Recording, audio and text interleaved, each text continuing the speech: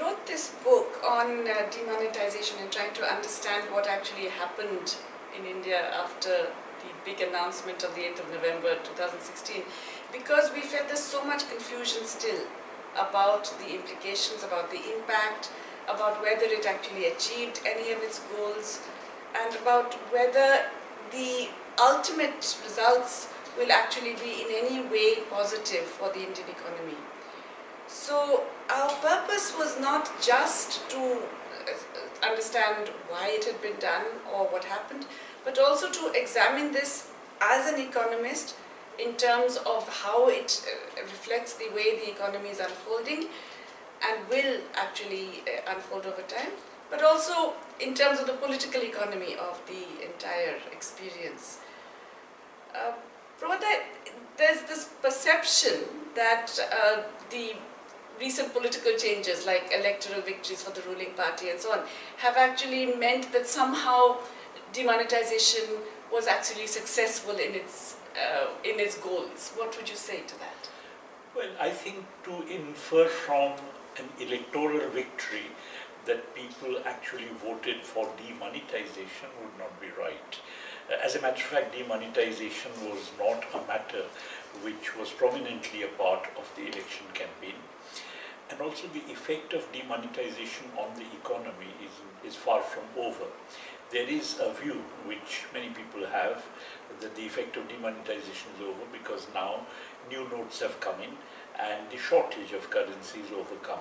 But that's not true at all, because even to this day, not more than 70% of the notes which have been deposited with banks have come back into circulation.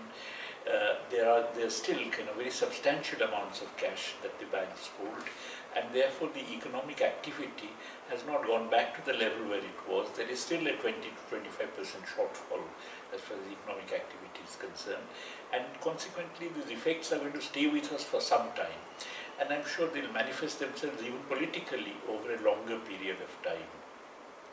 It's also true that it's now well known really that the attack on corruption and black money was simply non-existent. It really, despite the images of a few people being raided and a few very relatively small players being affected, in general, those who have been seen as corrupt, etc., really didn't feel much of an impact. And that's because there were so many loopholes that allowed the money to come back into the banking system. But then that money coming back into the banking system also had all kinds of implications for banking itself. So, well, I suppose part of the thing about demonetization is by using that word, it's made to appear that the issue was really that suddenly one day, 1,000 rupee notes and 500 rupee notes were just declared worthless.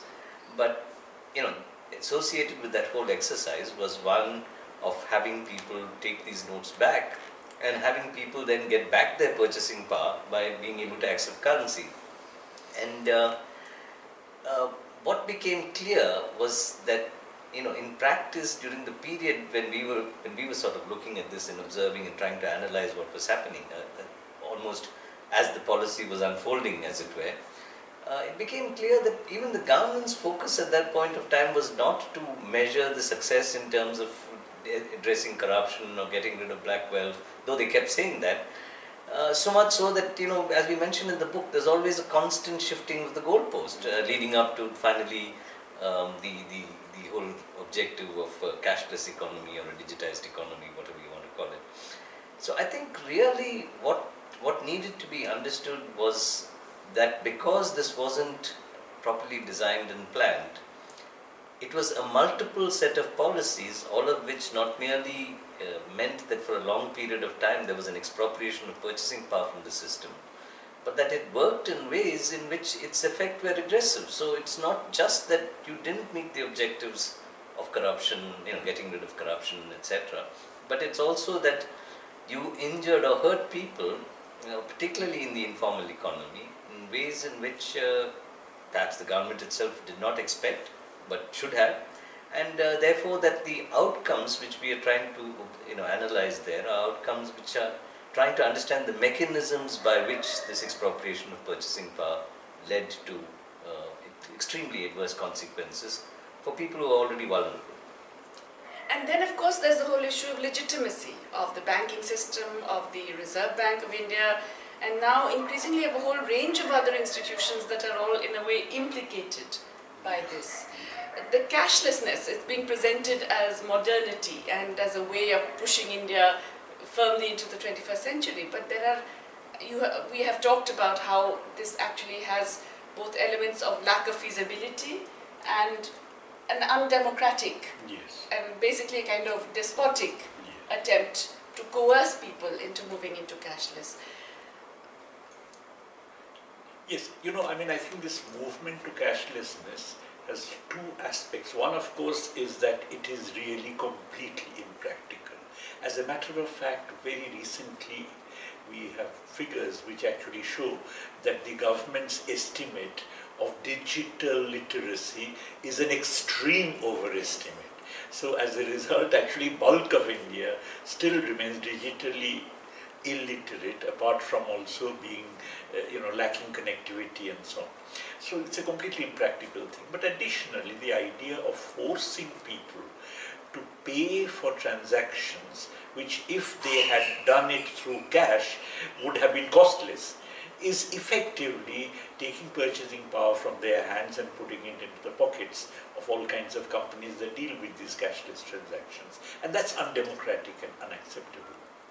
Yeah, I suppose it would be good if the book is seen in terms of what finally we thought it should do, which is not merely provide a sort of an easy, understandable reader on the way in which this policy was framed and unfolded over a period of time, but also that in the process we analyze the mechanisms by which this kind of a mixed economy functions, and therefore how that functioning of the mixed economy in some sense got affected by the operation of this kind of a policy. So I would think that the general public would look to reading this, and maybe students of course would look to reading this, and it also is, I don't know, in my view I think it's also a serious analysis, but even though written in a language which is accessible to a very wide range of people.